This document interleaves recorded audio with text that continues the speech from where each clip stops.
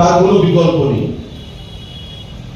আপনার থেকে আমার, আমার থেকে আপনার, এভাবেই আমাদের বাঁচতে হবে, অন্যকে বাঁচাতে হবে, সমাজকে সুন্দর করতে হবে এবং সমাজের প্রতি আমার যে দায়বদ্ধতা সেই জিনিসটাকে আমার সুনিশ্চিত করতে হবে। অনেক চেষ্টা হয়েছে, বিজ্ঞানীরা অনেক চেষ্টা করেছেন রক্তের বিকল্প হিসেবে কিছু করা যায় কিনা। মানুষের শরীর থেকে রক্ত গ্রহণ না করে বা পাইপের মাধ্যমে, সিরিঞ্জের মাধ্যমে রক্ত না প্রদান করে ওষুধের মাধ্যমে রক্তের বিকল্প তৈরি করা যায় কিনা, কিন্তু এখন পর্যন্ত কোনো বিজ্ঞানী তাতে সফলতা লাভ করেনি। আপনি আমাকে দেবেন, আমি আপনাকে দেব, এভাবেই রক্তের প্রয়োজনীয়তা তার যে রয়েছে সেটাকে আমাদের লক্ষ্য রাখতে হবে।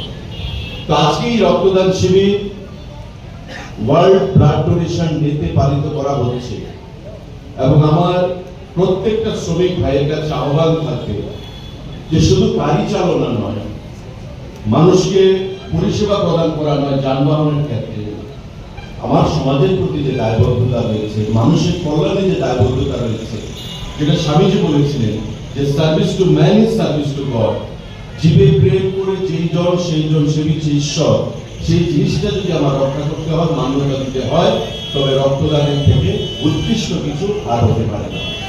রক্তদান মানে জীবনদান।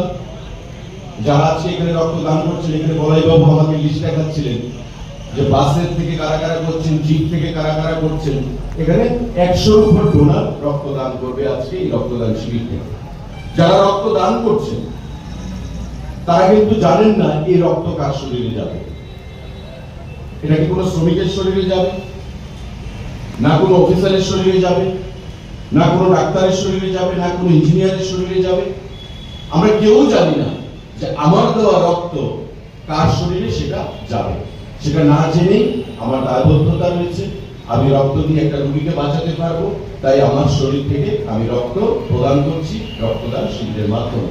এবং আমাদের মুখ্যমন্ত্রী প্রায় সময় আহ্বান জানান মানুষের কাছে, জনগণের কাছে, সামাজিক সংস্থাগুলোর কাছে যে আপনারা এগিয়ে আসুন, ভারী মাত্রায় রক্তদান করুন। কারণ ব্লাড ব্যাংকগুলোতে রক্তের যা প্রয়োজনীয়তা তার থেকে যোগান কম। আমরা যারা সামাজিক জীবনে রয়েছি, ওই কাঞ্চনপুর থেকে, সাবরুম থেকে, বেলুনিয়া থেকে, ধর্মনগর থেকে প্রায় ফোন আসে, দাদা আমার মা চিবিতে ভর্তি রয়েছে, অপারেশন করা যাচ্ছে না, রক্তের প্রয়োজন, আমাকে রক্ত জোগাড় করে দিতে হবে।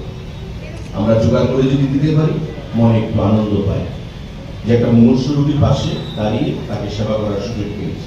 যদি না দিতে পারি একটা যন্ত্রণা হয়, কারণ ব্লাড ব্যাংকে রক্তের শূন্যতা রয়েছে, যার চাহিদা তার থেকে যোগান অনেকটা কম। তাই আমাদের সরকার, আমাদের মুখ্যমন্ত্রী, আমাদের মন্ত্রীরা, আমাদের দল থেকে, দপ্তর থেকে আমরা প্রায়ই বলি যে রক্তদান করুন, জীবন দান করুন, সামাজিক দায়বদ্ধতা হিসেবে মানুষের কাছে এগিয়ে আসুন।